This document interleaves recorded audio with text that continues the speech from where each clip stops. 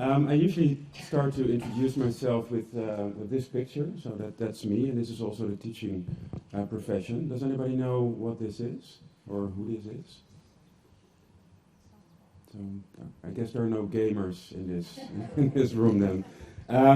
So this is something from a computer game. It's what you call an end-of-level boss, and in Dutch it's called an eindbaas. And in the Netherlands, that's the children, students, my students use that as a term of respect. So that's something they say, a sports hero or a rapper or something. That's called an eindbaas, an end-of-level boss. And one of the things I experienced, at least in the Netherlands, in my 14 years of teaching, wasn't that kind of respect. I got that respect out of my students and also from the parents, but not in the educational system itself. And I remember in 2012, one of the ruling party members sort of like made the comparison of cavemen, that teachers were like living in the Stone Age, and but you know the whole narrative, and I think we've all been there.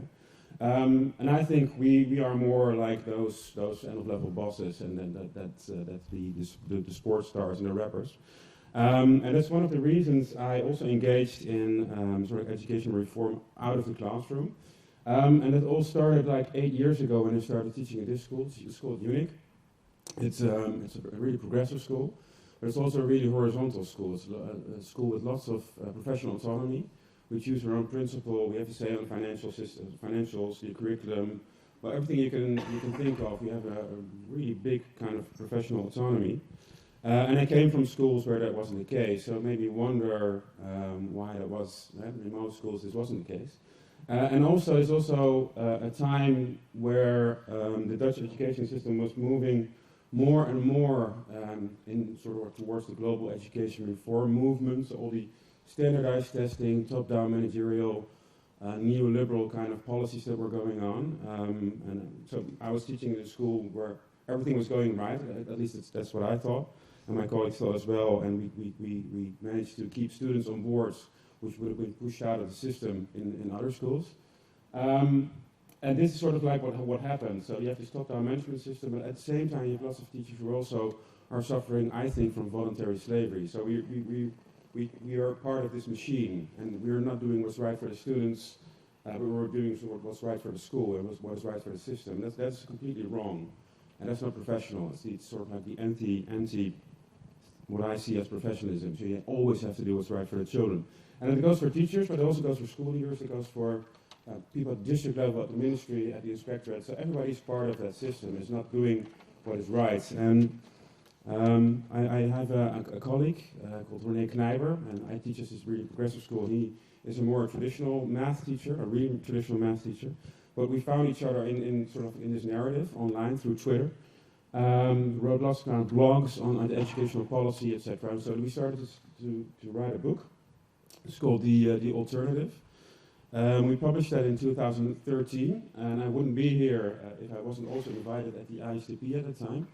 We were supported by our educational cooperative. That's sort of like a federation cooperative of all the different teacher organizations and unions in the Netherlands. And they supported us, and it is a book written by teachers and by academics. And when I say teachers, mostly teachers, that was the really odd thing in the Netherlands. It's mostly other people writing about education, about our practice, and I like academics, but I really didn't see myself back in those kind of publications. So about 50% was written by Dutch teachers, also by international academics. Andy Hargreaves was kind enough to contribute, so we just asked him, and he said, well, great idea, and we did. And it was picked up almost immediately also by parliamentarians, because one of the things we did whilst writing the book was not just write a book and then maybe hopefully it will be picked up. We were also engaging with politicians, with our union leaders, but everybody who in education, we consulted them on the book, so everybody knew that the book was coming. So it was also already a sort of like a campaign tool to change the Dutch education system.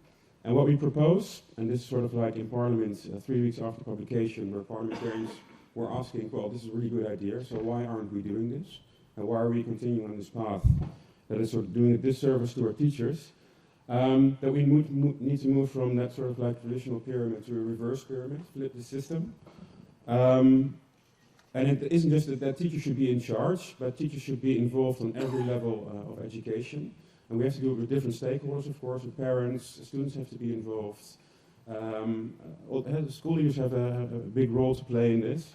But in essence, the educator has to be supportive of the teacher's professional role, and that we always are doing the right thing for our students, and not for some kind of protocol or tests or those kind of things. And well, the marvelous thing is that has, I think, had a profound influence on the Dutch education system.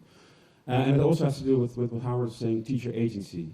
So the amounts of, like, that as teachers you are able to shape your own classroom, shape your school as a collective, as a team collective, but also as profession nationally, that you have a big say in what you do as a profession. And you have to build it. You have to be really purposefully build those kind of systems to make that happen. And unions have to be really supportive of that and build those systems themselves. So I always see teachers as designers, pedagogical designers, but also of the school itself, architects, if you will. And that's where we are moving right now. So collaboration in this is key. Collective autonomy, and that's a really different kind of accountability than having an inspector in my classroom. He's there for 20 minutes. I'm a history teacher, and the inspector has a sort of like a technological or a science background, and he's telling me how my lessons were, and I always found it really incredible, and I always argued a lot with our inspectorates, and sometimes they are really angry, and we as well. But this is a different kind of form of autonomy, and it's based on responsibility and it's based on trust. And that's a whole different way of organizing the system. And we had five recommendations in Holland.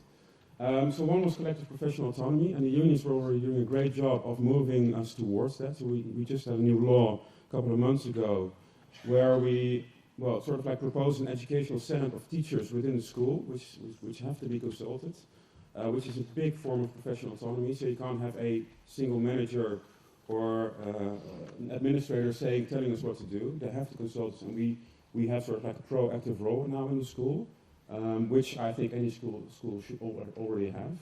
A teacher innovation fund, that's to build those networks that I was talking about, to increase that agency, to buy teachers' time. So it's 5 million right now, and teacher teams can directly apply for that fund in our educational cooperative up to 75,000 euros, from 4,000 to 75,000 euros. And there's lots of sort of like bottom-up networks starting up. So the spin-off effect of the innovation fund is huge. And it also draws in lots of teachers now into the union sphere, into the educational cooperative sort of like sphere, which wasn't there before. So we have mandated lesson hours, which was hugely stifling in what we could do. So our children had to be in school for about, 1,066 hours. I don't know where the 66 came from, but that's what the government mandated for us. That's gone. It's now up to the school teams, which also have professional autonomy within the school, to design how many hours children should teach, as long as you gave a really funded way of sort of explaining what is going on. We also said that we should get rid of the inspectorate, and we knew we put it in there just because people then would listen to us, and people listened. That was the thing that they latched onto, of course. What has happened the last 3 years is that it has completely changed, the inspectorate. So we've got rid of lots of standardized testing, lots of these stifling rules that are going on right now. The inspector is moving from like there's one inspector in a school towards a sort of like a networks of schools which inspect each other, and the inspector is going to sort of like look upon that and support that sort of like way more collaborative and supportive way of working and networking. And we also now have sort of like career paths, not like in Singapore because we're completely different, but we're using the systems that are there to create sort of like hybrid teacher roles. And an interesting thing is right now is that there is now also, what is now on the table is time and salaries. That wasn't there before, and we were sort of like a really deprofessionalized profession, I think, and everybody's complaining but nobody's doing anything about it. And we're now at a stage that we probably hopefully are going to get an investment of 3 billion. And that was what was promised to us in the election, at least by most parties.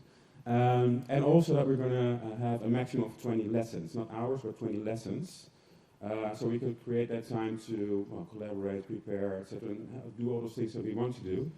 And there's now, you can really feel amongst the profession a bottom-up sort of like, we want this. And I'm pretty certain if the politicians won't follow through that we're going to go on a national strike. People are already talking about that.